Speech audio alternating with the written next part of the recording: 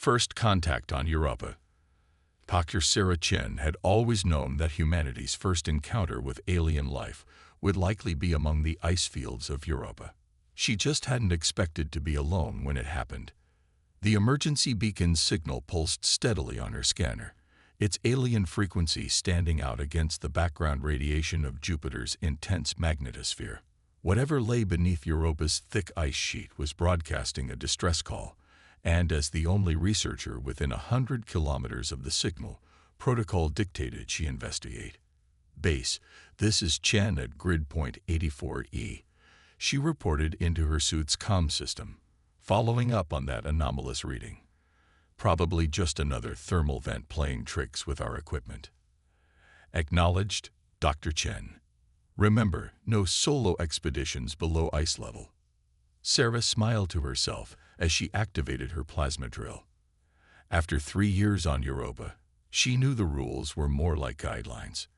The ice groaned as she carved her way down, the blue-white walls of the shaft reflecting her helmet lights in crystalline patterns. At 50 meters, she broke through into one of Europa's vast subsurface caverns. The sight that greeted her stole her breath away. An aircraft, no, a spacecraft, lay partially submerged in the liquid water below. Its organic curves and iridescent surface marked it as definitely not human in origin. But what truly made her heart race was the figure standing beside it. The alien was unmistakably female, despite standing well over 7 feet tall. Her skin had a silvery sheen that seemed to shift with the play of light, and her 4-fingered hands ended in delicate points. But it was her eyes that captured Sarah's attention. 3 of them, arranged in a triangle, each one swirling with colors that reminded Sarah of the aurora borealis. The alien raised her hands slowly, showing they were empty. Then, to Sarah's astonishment, she spoke in perfectly accented English. "I apologize for the intrusion. My ship's navigation systems were damaged by a solar flare, and this moon was the only viable landing site within range." Her voice had an ethereal quality, like wind through crystal chimes. "I am Lyra, of the Meridian Collective." Sarah's scientific training warred with her instinct to run. "I'm Dr. Sarah Chen of the Europa Research Station." How do you know our language?" Lyra's middle eye sparkled with what might have been amusement. "We've been monitoring your world's transmissions for decades. Your languages are quite simple compared to ours." Despite herself, Sarah felt a spark of indignation at that. "Simple enough that you crashed on our moon." To her surprise, Lyra made a sound that could only be laughter. "Touché, Dr. Chen. Perhaps I deserve that. Would you be willing to help me? My ship's repair systems are functional, but they require materials found only in ice of this specific composition." Sarah knew she should report this immediately. First contact protocols were clear. No individual human was authorized to make decisions that could affect all of humanity. But something in Lyra's bearing, the way she held herself with both dignity and vulnerability, made Sarah hesitate. "Your distress beacon," Sarah said slowly. "It's been broadcasting for 3 days. Why didn't you contact our base directly?" Lyra's colors shifted to deeper, more somber hues. "Because my people and yours are not supposed to meet. Not yet. We've been watching Earth's development, waiting for your civilization to reach certain technological and social milestones. This accident was not meant to happen." Sarah found herself moving closer, fascinated by the way Lyra's skin seemed to reflect not just light, but emotions. "But it did happen. And now we have a choice to make." "We?" Lyra's head tilted slightly. "Yes, I can help you repair your ship, keep your presence here a secret.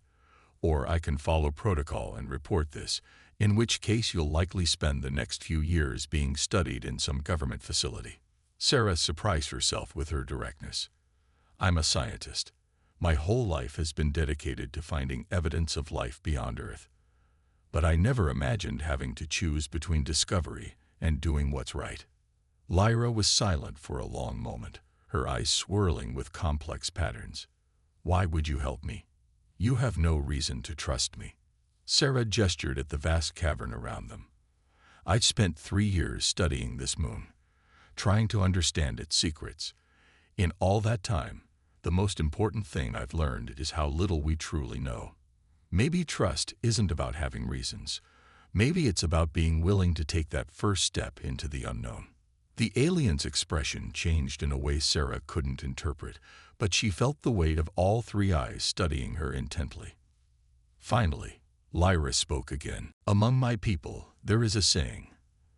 The universe bends toward those who dare to bridge its gaps. I believe you understand this concept well, Dr. Chen." Sarah smiled behind her helmet visor.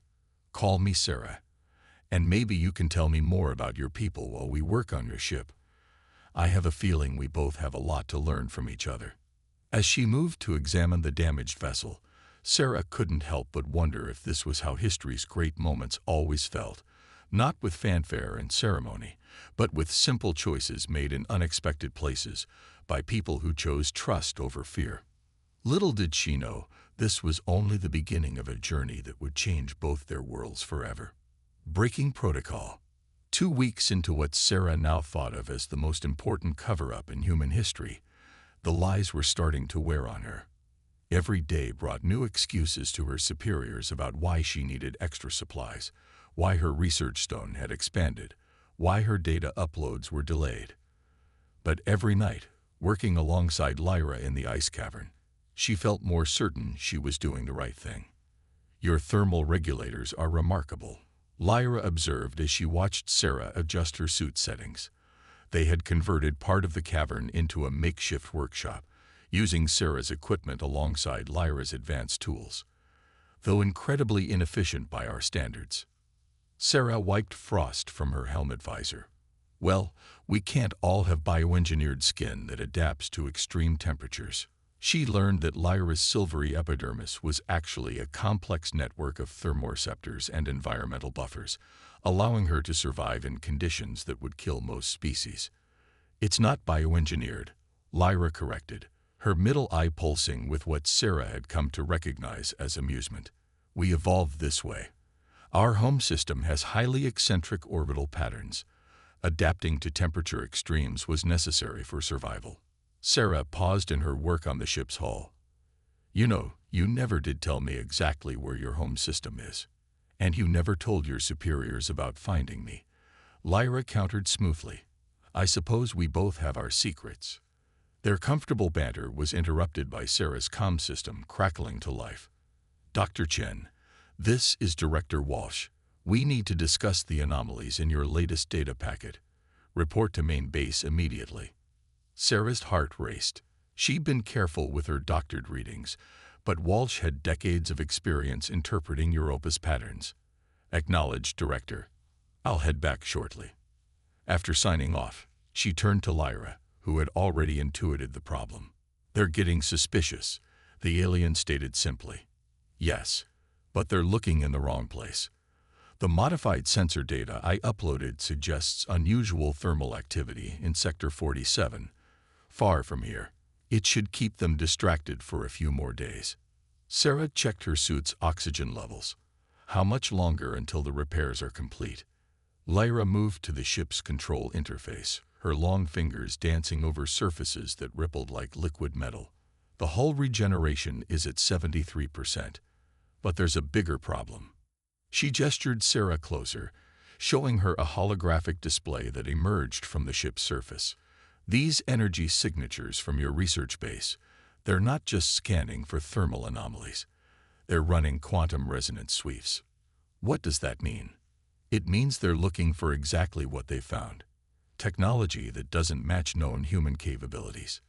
They may not know exactly what they're detecting, but they know something is here that shouldn't be."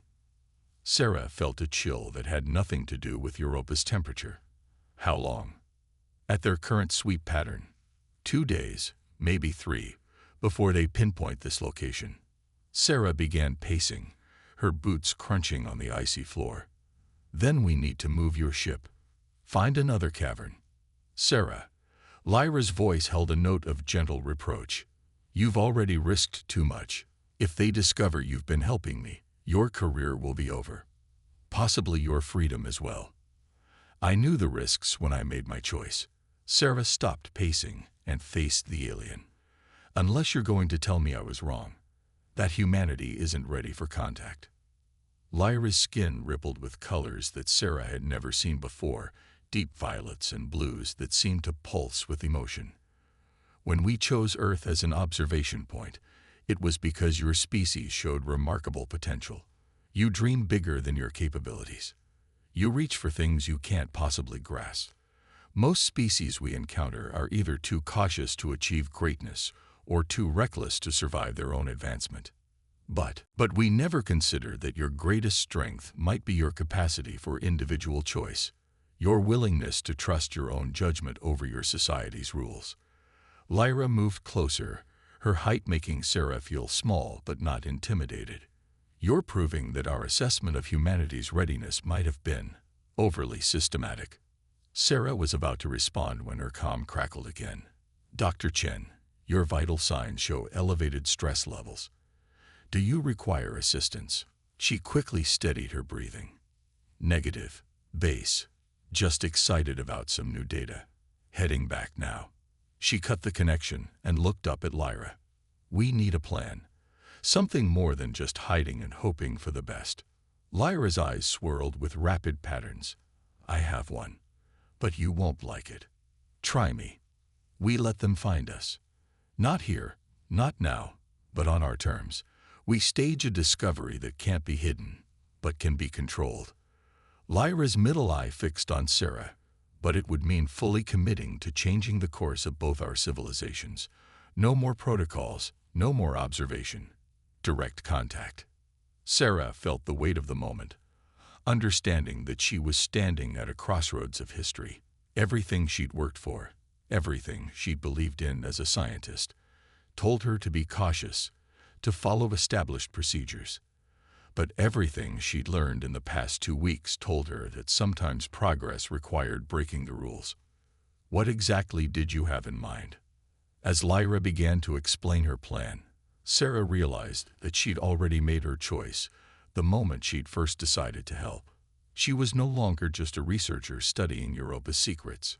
She was now part of something much bigger, a bridge between two civilizations that could change the course of human history. And somehow, that felt exactly right. The hunt begins. The plan had seemed perfect in theory. They would stage a first contact scenario in a more accessible part of Europa, one that would force the research base to deal with Lyra's presence openly, but give them some control over the narrative.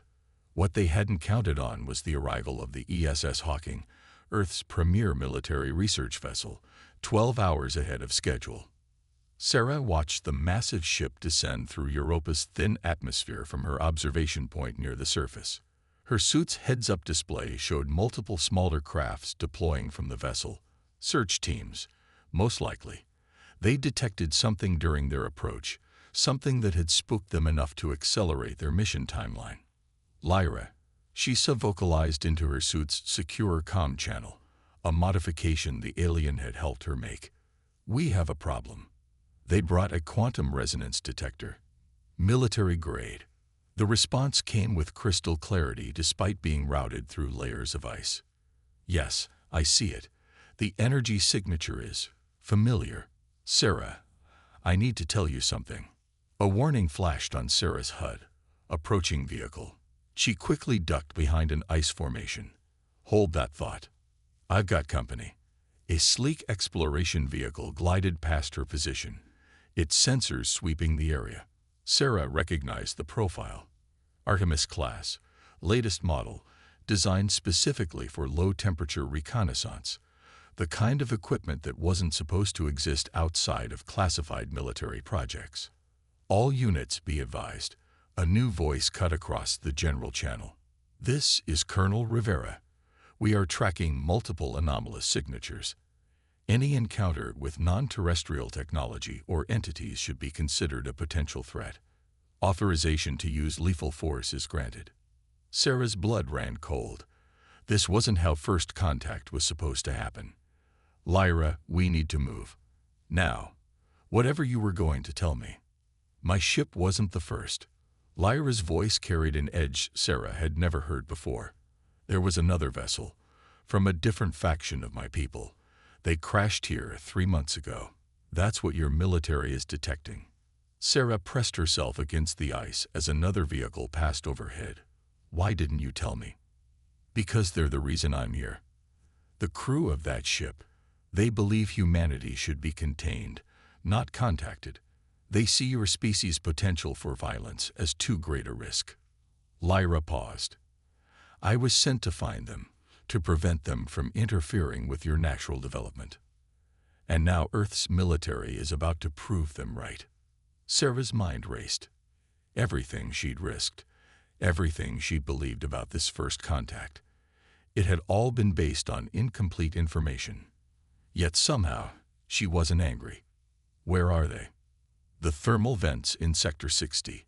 They've been using the energy emissions to mask their presence. Sarah, what are you thinking? I'm thinking we need to get to them first. She checked her suit's oxygen levels. If we can make contact, convince them. A massive explosion rocked the ice shelf, sending vibrations through the ground that Sarah felt in her bones. Warning signals flashed across her HUD. Structural integrity of the ice layer was compromising. Multiple contacts. Colonel Rivera's voice boomed across all channels. Unknown entities emerging from Sector 60.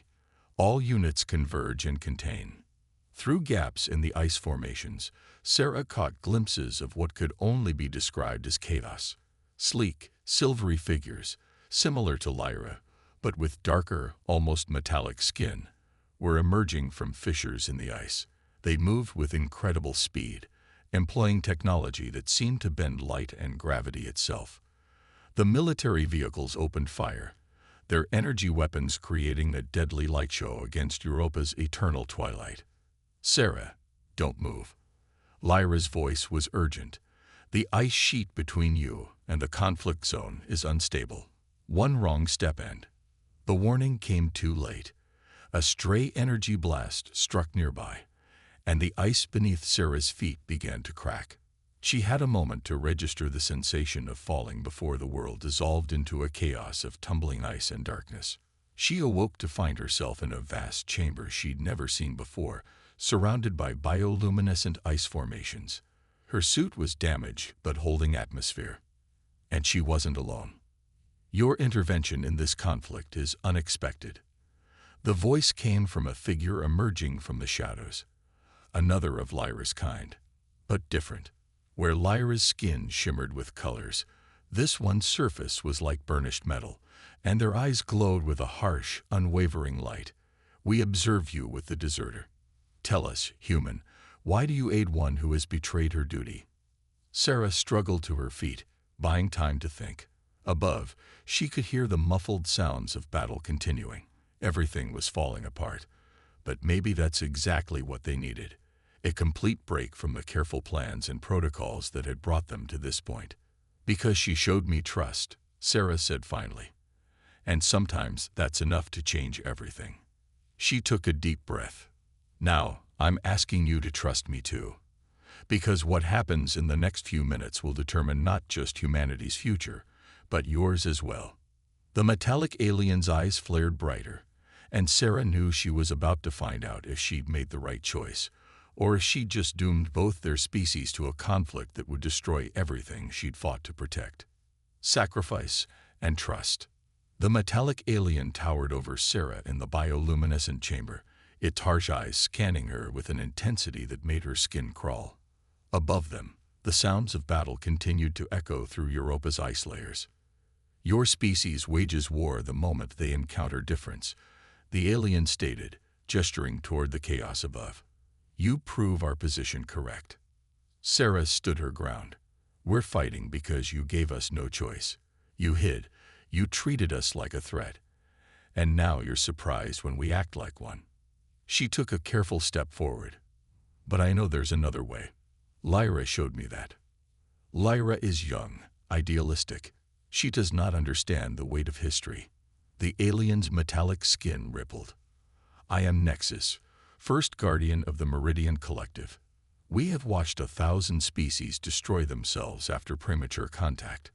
We will not allow Earth to destabilize this sector of space. A violent tremor shook the chamber, sending crystals of ice raining down. Sarah's suit sensors were screaming warnings about structural instability. They didn't have much time. "Look around you," Sarah urged. "Your actions are causing exactly what you're trying to prevent. But it's not too late. Let me help you understand us, the same way Lyra helped me understand you." Nexus's response was cut off by a familiar voice. "Sarah." Lyra appeared at the chamber's entrance, her silvery form illuminated by the bioluminescent ice. "The military is deploying quantum disruption charges. They're going to collapse every cavity within 50 kilometers. Sarah's blood ran cold. Those charges would destroy not just these chambers, but potentially destabilize Europa's entire ice shell. They don't understand what they're doing. The moon's subsurface ocean will be exposed to space," Nexus finished. "Your people would destroy this entire moon to eliminate a perceived threat." "No," Sarah said firmly. "This is happening because of fear, miscommunication, and choices made by people who don't have all the information. But we can stop it." She looked between the two aliens. "Both of you want to protect something. Nexus, you want to prevent interstellar chaos. Lyra, you believe in humanity's potential. I'm telling you, we can achieve both, but only if we act now." Another explosion rocked the chamber, closer this time. Sarah's suit computer warned of dropping pressure. The blasts were beginning to affect the structural integrity of their shelter. "What do you propose?" Nexus asked, their tone shifting slightly. "We show them everything. Not just your presence, but your history, your fears, your hopes. We make them understand what's really at stake." Sarah activated her suit's broadcasting system. "And we start with this conversation." Both aliens stared at her as they realized what she meant. Her suit had been transmitting everything. Their entire exchange was being recorded and broadcast to the research base and the military vessel. "You risk everything on transparency." Nexus's eyes pulsed with an unreadable emotion. "That's what humans do," Lyra said softly. "They take impossible chances, not because they know they'll succeed, but because they believe the attempt matters." Another blast, and this time the chamber's ceiling began to crack. Sarah's suit registered critical pressure warnings. The next charge would collapse their pocket completely. "If we're going to act, it has to be now," Sarah said, fighting to keep her voice steady as her suit's oxygen levels began to drop. "Nexus, you've watched humanity for years. You've seen our capacity for destruction, yes, but have you also seen our ability to change, to grow, to reach across differences and find common ground?" Nexus was silent for a long moment, their metallic surface shifting through complex patterns. Finally, they spoke. "Among my people, there is a saying. The greatest wisdom often comes from the youngest eyes. Perhaps we have been watching Earth for so long, we forgot to truly see." The chamber shuddered again, and Sarah's vision began to blur. Her suit was failing, the pressure difference becoming too great. She saw Lyra move toward her in alarm, but her body felt distant, disconnected. "Sarah," Lyra's voice seemed to come from very far away. "Her suit's compromised. She needs help her," Nexus commanded, their harsh tone transformed into something closer to urgency. "I will signal the others." And they paused, looking at Sarah's now slumping form. "I will send a message to your people. All of them." As Sarah's consciousness faded, she was aware of Lyra's arms around her, of a strange warmth spreading through her failing suit, and of Nexus raising their hands toward the ice above. The last thing she saw before everything went dark was a burst of light that seemed to connect everything, ice, alien, and human, in a web of understanding that transcended language or species. When she opened her eyes again, the world had changed. But whether it had changed for better or worse would depend on what they did next, in these crucial moments between first contact and lasting peace. A bridge between worlds. Sarah awoke to the steady hum of advanced medical equipment and the sight of 3 moons hanging in Jupiter's shadow through a reinforced viewport. She was back on the research base, but everything was different. The monitoring equipment beside her bed was clearly not of human origin. Its surfaces rippled with the same liquid metal sheen as Lyra's technology. "The patient is conscious," announced a familiar voice. Lyra stepped into view, her silvery form somehow both alien and comforting. "How do you feel?" "Like I got hit by a quantum disruption charge," Sarah managed, trying to sit up. "Did we? Did it work?" "See for yourself." Lyra gestured to the viewport, and the transparent surface transformed into a newsfeed. Images flashed across it, crowds gathering in cities worldwide, diplomatic meetings between human leaders and Meridian representatives, Nexus addressing the United Nations. The ticker below read, 1 month since Europa contact. Earth enters new era. 1 month. Sarah's head spun. How long was I out? Your body needed time to adapt to the healing protocols, another voice answered. Nexus emerged from the shadows, their metallic surface now showing hints of color, subtle but noticeable. We had to partially rewrite your cellular structure to save you from the pressure damage. The process was intensive. Sarah absorbed this information, noting how Nexus's formerly harsh demeanor had softened. And the military. The other Guardians. Your broadcast changed everything, Lyra explained, perching on the edge of Sarah's bed. When humans worldwide heard our conversation, saw the real stakes, they demanded peaceful contact. Colonel Rivera himself ordered the cessation of hostilities after hearing Nexus's explanation of our history. The Colonel's exact words, I believe, were, "We almost started an interstellar war because we couldn't be bothered to say hello first." Nexus added, with what Sarah could have sworn was a touch of humor. Sarah watched the news feed show scenes of alien technology being integrated into human society. Environmental restoration projects, medical breakthroughs, educational initiatives. So we did it. Humanity passed the test. There was never supposed to be a test, Nexus said, their eyes pulsing thoughtfully. We created artificial barriers based on our own fears, our own history. You taught us that readiness for contact cannot be measured by technological advancement alone. The Meridian Collective has revised its entire approach to emerging civilizations, Lyra added proudly. We're establishing a new protocol, the Chen Directive. Sarah raised an eyebrow. Please tell me you're joking.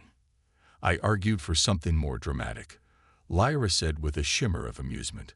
But the Council felt that naming it after the human who changed our understanding of interspecies contact was appropriate. A soft chime interrupted them. The viewport shifted to show a transmission from Earth, a live feed from Times Square. Thousands of people had gathered to watch as the first official Meridian embassy opened its doors. Among the crowd, signs were visible. Welcome friends, unity in diversity, reach for the stars together. They're afraid, Nexus observed, but they're not letting fear drive their actions. They're choosing hope instead. It's remarkable. It's human, Sarah said simply. She turned to Lyra. What happens now? Now. Lyra's eyes swirled with possibilities. Now we build something new. The collective has appointed me as chief liaison to Earth, with Nexus as senior advisor. And we'd like you to help us. Me. I'm just a researcher who broke every protocol in the book. Exactly, Nexus said. You showed us that sometimes the greatest discoveries come not from following established paths, but from having the courage to forge new ones. Both our civilizations need people who can see beyond conventional boundaries. Sarah looked back at the viewport, at the scenes of humanity embracing a future they had never imagined possible. She thought about that moment in the ice cavern when she'd first chosen trust over protocol, and how that one decision had cascaded into something world-changing. There will be challenges, Lyra warned. Not everyone, human or Meridian, is comfortable with such rapid change. We'll need to navigate cultural differences, technological integration, political resistance. Good, Sarah said, surprising herself with her own conviction. The easy path rarely leads anywhere worth going. She managed to stand, still shaky but determined. "When do we start?" Nexus and Lyra exchanged a look that transcended their physical differences, a moment of shared understanding that would have seemed impossible just weeks ago. "We already have," Nexus said. "Every moment since you first chose to help Lyra has been part of this journey. The question is not when we start, but where we go from here." Sarah moved to the viewport, watching as humans and aliens mingled in the streets of New York, their differences obvious but their shared excitement palpable. She placed her hand against the transparent surface, feeling the subtle vibration of two civilizations beginning to move in harmony. "We go forward," she said simply. "Together." As if in response, Jupiter emerged from behind Europa's horizon, its massive form casting light across the reformed ice fields below. Where there had once been isolation and secrecy, now stood the foundations of a joint research station, human and Meridian technology working in concert to unlock the mysteries of the solar system. It wasn't just first contact anymore. It was first steps, first understanding, first real hope for a future bigger than any one species could create alone. And somewhere in the vast expanse of space, other civilizations were watching, learning, and perhaps beginning to see that there was another way, a path that led not to conflict and containment, but to connection and growth. The story of humanity's first contact would be told countless times across countless worlds. But at its heart, it would always be a story about trust, about one human who dared to reach across the stars and find not an alien, but a friend. And in doing so, she helped bridge not just worlds, but possibilities.